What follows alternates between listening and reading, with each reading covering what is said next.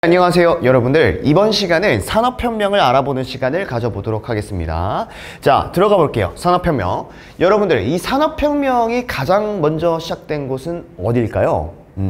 많은 학생들이 맞출 수도 있고 이제 맞추지 못하는 친구들이 있을 텐데, 정답부터 이야기하자면 영국이 되겠습니다. 이 영국이 이 전 세계에서 최초로 산업혁명이 일어난 곳으로 유명합니다. 자, 그러면은 우리는 영국이 산업혁명이 왜 발생했으며, 그리고 이 산업혁명이 가지고 있는 의미가 도대체 무슨 의미인지, 이 의미부터 여러분들이 알아보는 시간을 가져보도록 하겠습니다. 자, 가보겠습니다. 산업혁명. 산업혁명이 도대체 뭐길래 혁명이라는 용어까지 쓸까요? 자, 보겠습니다. 산업혁명은요, 기계가 먼저 발명된 것이고, 이 기계를 통해서 인간의 일자리를 대신하게 됨으로써 기존의 인간의 노동력으로 만들어진 생산품들이 이제는 기계가 생산품을 만들어지는 속도가 훨씬 더 빨라진 거예요. 그러다 보니까 생산력이 어떻게 되겠습니까? 증가할 수밖에 없는 거예요. 그냥 증가한 수준이 아니라 엄청나게 급증합니다. 뭐 예를 들어서 뭐 산업혁명 이전에 한 인형 공장이 있다고 가정해 봅시다. 그 인형 공장은 하루에 한 30개 정도의 인형을 만들어요. 그래서 한 15명의 노동자들이 하루에 2개씩 만드는 거예요. 예를 들어서요. 근데 이제는 산업혁명 때문에 기계가 발명이 되면서 이제는 사람이 할 필요가 없는 거야. 기계가 대신 인형을 만들게 되는 거예요. 그래서 하루 평균 이 30개를 만드는 게 아니라 똑같은 공장이지만, 산업혁명 이후부터는 기계가 도입되고 난 이후부터 이제는 30개 수준이 아니라 완전하게 한 90개에서 100개 정도를 뽑아내는 거죠. 약 3배에서 한 4배 정도의 급증된 이런 생산력을 보여주는 게 바로 이 산업혁명이 되겠습니다.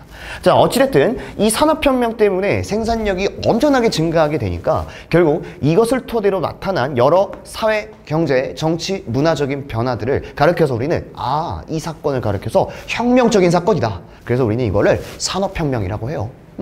자, 그러면 중요한 것은 뭡니까? 이 산업혁명이란 것은 기존의 어떤 사회 구조적인 체제가 이 산업화가 기계의 발명 덕분에 전반적인 사회 경제 체제, 사회 문화 모든 체제들이 변화를 가져온 거, 우리 이것을 산업혁명이라고 합니다.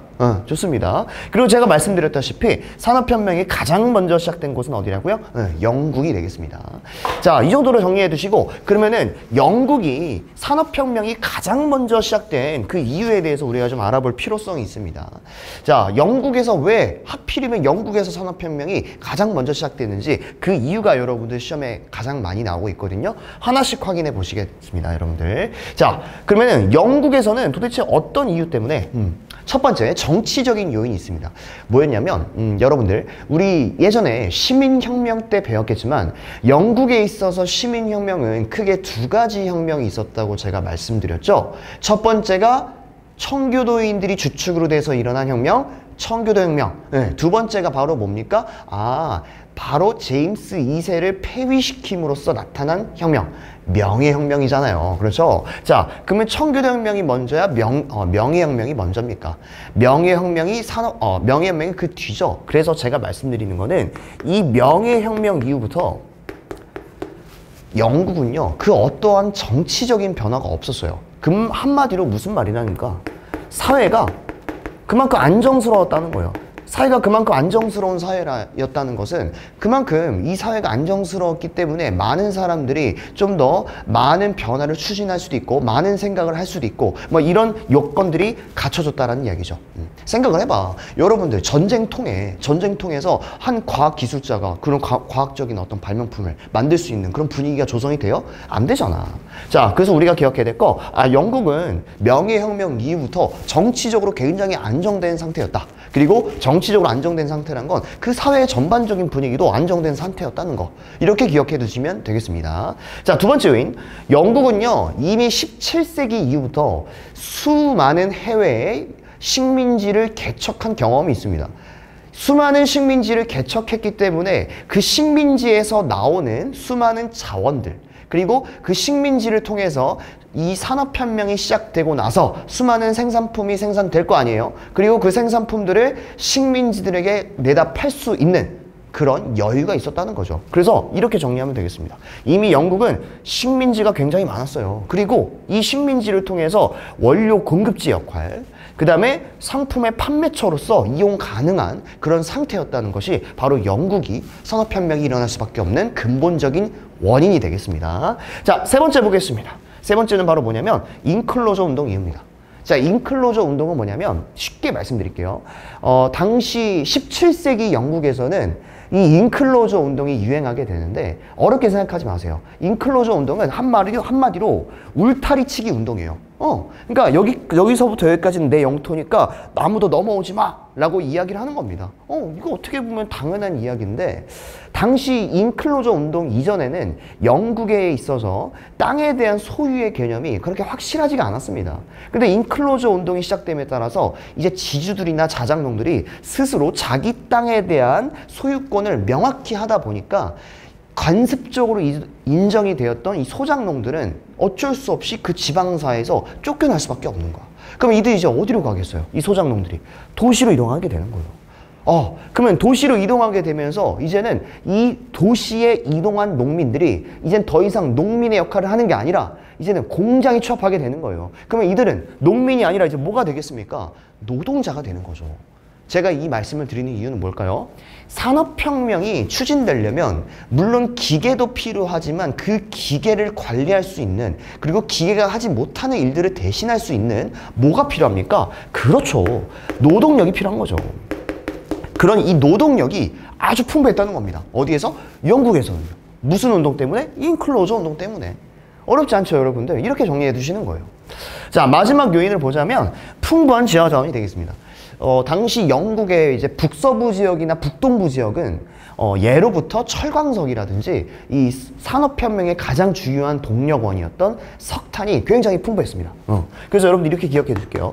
뭐 석탄이라든지 뭐 철이라든지 이런 철광석 같은 이런 원자재들이 이런 지하 자원들이 굉장히 풍부했습니다. 어디에서요? 영국 북쪽이에요. 어쨌든 영국 본토에서는 이런 지하 자원들이 풍부했기 때문에 영국에서 산업혁명이 일어날 수밖에 없었다. 뭐 일어나기 충분했다라는 이유가 되겠죠. 자, 이 정도로 기억해 두시면 산업혁명의 배경까지 알아보셨습니다. 그럼 여러분들 본격적으로 이 산업혁명이 추진되는 과정에서 어떤 변화가 있었는지 알아볼게요. 자, 첫 번째.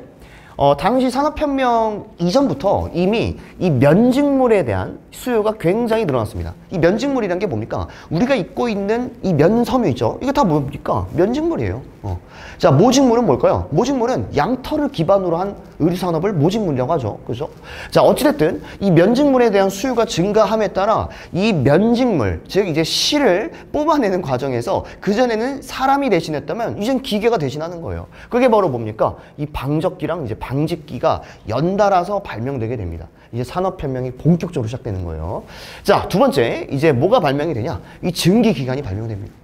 역사적인 아주 의미 있는 발명품이었죠. 이 증기기관을 발명한 사람과 이 증기선과 증기기관차, 여러분들이 이 세 가지가 이 말장난으로 시험에 잘 나오니까 여러분들이 좀 확실하게 좀 기억해 두셨으면 좋겠습니다. 먼저 이 증기기관부터 설명해 드릴게요. 이 증기기관을 발명한 사람은요, 그 유명한, 써보세요, 제임스 와트라는 사람이 있습니다. 이 사람이 증기기관을 최초로 발명하게 됩니다. 그리고 이 제임스 와트가 증기기관을 발명하면서 이 증기기관을 모든 생산에 도입되기 시작합니다. 그러다 보니까 이제는 산업혁명이 이제는 소규모적인 기계공업이 아니라 대량 생산할 수 있는 대량제 기계공업이 발전하게 된 게 이 증기기관의 의미가 되겠습니다. 정말 큰 역사적인 의의를 가지고 있죠, 여러분들. 자, 그럼 이어서 한번 가보자는 겁니다. 자, 그리고 이제 증기선도 발명됩니다. 증기선은 뭐냐면 말 그대로 증기기관이라는 엔진을 바다가 아니라 배에다가 그대로 이입한 겁니다. 그대로 실어버린 거예요. 그걸 가리켜서 우리는 증기선이라고 해요. 자, 이 증기선이 대표적으로 최초로 만든 사람이 미국인인데 이 사람 이름을 기억해 두세요. 바로 누구냐면 풀턴이라는 사람이 있습니다. 풀턴. 자, 풀턴이라는 사람이 증기선도 발명하고, 그 다음에 이제 증기기관차도 발명합니다. 증기기관차는 뭐냐면 증기기관을 이용해서 기차가 만들어진 거예요. 그게 바로 증기기관차입니다. 자, 대표적으로 누가 만들었냐면 기억해 두세요. 스티븐슨이라는 사람이 있습니다. 이 사람이 이제 증기기관차를 발명했고요. 자, 그 다음에 이제 전신도 발명되게 됩니다. 유선전신이라고 하죠. 그죠? 이제는 완전하게 이제 구두로 접하는 게 아니라 이제는 문서를 통해서 이 문서에 대한 내용이 전반적으로 다른 타 지역에게 전송이 될 수 있는 그런 시스템이 개발이 된 거죠. 지금 우리는 당연하게 여러분들이 많은 SNS 시스템을 통해서 여러분들의 정보를 공유하지만 그 시절엔 그런 거 없었습니다. 근데 이것 때문에 이제 역사적으로 미뤄봐도요, 인류의 정보 전달이 비약적으로 바뀌게 되는 계기가 되는 거죠. 개인적으로 굉장히 높게 평가하는 부분입니다. 자, 이 전신을 이제 발명한 사람이 바로 누구냐면 이게 모스입니다. 이 모스라는 것은 이제 사람 이름이고요. 여러분들이 한 번쯤은 들어봤을 거예요. 모스 부호라고 해서 이 사람 이름을 본따서 이제 만든 건데 반드시 좀 기억해 두셨으면 좋겠습니다. 자, 그리고 여기에서 설명된 거 아니더라도 이제 수많은 발명가들이 발명품을 만들어요. 그리고 이런 여러 가지의 발명품 때문에 뭐 과학 기술뿐만 아니라 이제 교통과 이제 기술들이 비약적으로 발전하게 됩니다. 그렇게 되면서 결국은 이것들이 자체가 이 산업혁명으로 이루어지는 산업화적인 체제가 확산되는 계기가 되었겠죠. 여기까지 이해하셨습니까? 반드시 기억해 두세요. 증기기관, 증기선, 증기기관차는 각각 누군지 여러분들이 좀 기억해 두시기 바랍니다. 자, 좋습니다. 그 다음에 이제 이어서 그러면 이 산업혁명이 국가로 미뤄봤을 때 어떤 식으로 발전했는지 좀 알아보겠습니다. 자, 먼저 이제 영국이 최초였고 그 다음 2선급이 이제 프랑스였습니다. 2위. 프랑스가 이제 첫 번째 다음 두 번째로 산업화를 진행했다는 거 좀 기억을 해 두시고요. 미국 같은 경우는 산업화가 좀 느렸어요. 왜 늦게 됐냐면 중간에 막 남북전쟁도 있었거든요. 우리 옛날에 기억나죠? 미국의 독립파트 할 때. 어쨌든 이 미국의 남북전쟁 때문에 미국이 내전 상황이라서 그만큼 산업화를 진행하기가 좀 어려웠던 시대였어요. 하지만 이 남북전쟁 이후부터는 어떻습니까? 미국이 가진 게 널린 게 자원이지 않습니까? 이런 널린 자원을 통해서 급격하게 산업화를 추진하게 됩니다. 자, 그럼 써볼까요? 미국은 무슨 전쟁? 남북전쟁 이후부터 이제 급격하게 어떻습니까? 산업화를 추진했다라고 기억해 두시면 되겠고요. 그 다음에 여러분 러시아 같은 경우도 거의 19세기 후반 와서야 이제 산업화가 진행이 됩니다. 좀 더디게 진행 편인데 러시아 같은 경우는 여러분들이 반드시 좀 기억해 두셔야 될 게 대륙횡단철도라고 있습니다. 이 대륙횡단철도가 뭐냐면 이 러시아가 영토가 굉장히 커요. 유럽에서부터 이제 시베리아를 거쳐 아시아까지 이르는 광대한 영토를 자랑하고 있었는데 유럽에서부터 이 아시아까지를 이어주는 이제 철도 교통이 발달하게 됩니다. 우리는 이것을 가르쳐서 뭐라고 하냐면 써보세요. 대륙 횡단 철도가 만들어지게 됩니다. 대륙횡단철도 여러분들이 기억해 두시면 되겠고요. 자, 일본 같은 경우는 이 일본에서도 근대화 정책이 추진되면서 동시에 산업화가 추진되거든요. 자, 그렇게 진행이 되는 계기가 있어요. 이건 세계사 시간에 예전에 제가 한번 다뤄본 적이 있었는데 이 사건이 바로 뭐냐면 메이지 유신이 있습니다. 이 메이지 유신이라는 사건 덕분에 일본은 급격하게 근대화 정책 그리고 산업화 정책을 실시하게 됩니다. 여러분들이 반드시 기억해 두시고요. 그 다음에 이제 독일 가겠습니다. 독일은 지난 시간에 배웠죠. 독일은 원래 수백여 개의 도시 국가들로 나뉘어져 있었는데 이제 1870년이 되면 비스마르크의 주도로 프로이센의 주도로 통일이 되지 않습니까? 자, 그리고 이제 통일이 된 직후부터 강력한 중앙 정부의 주도로 이제 공업들이 발달하게 되는데 우리가 좀 기억을 해줘야 되는 게 특히 독일 같은 경우는 이 공업에 굉장히 추진을 합니다. 이게 바로 뭐냐면 좀 써두세요. 중화공업이 되겠습니다. 이런 중화공업을 중심으로 독일이 이렇게 산업화를 추진했다는 거 반드시 기억해 두시기 바랍니다. 자, 이렇게 보시면 이제 프랑스부터 미국, 러시아, 일본 독일들이 각각 어떤 특징을 가지고 산업화를 추진했는지 알아볼 수 있었는데요.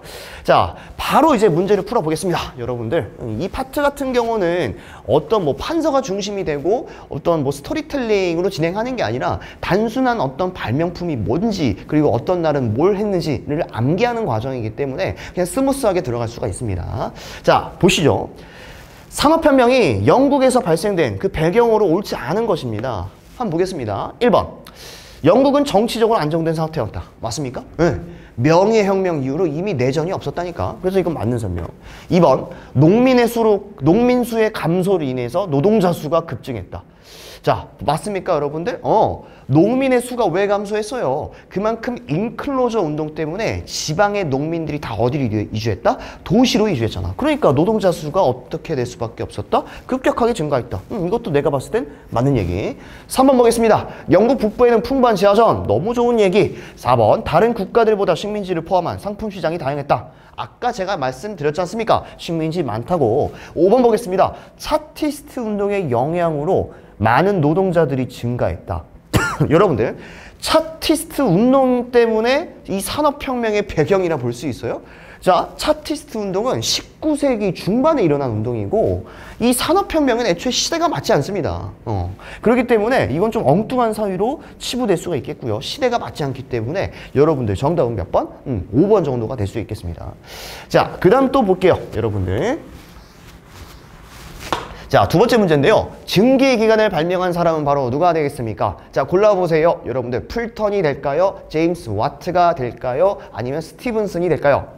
느낌 잡았죠? 무슨 와트? 제임스 와트. 그냥 여러분들 줄여서 와트라고 써보시면 될게요.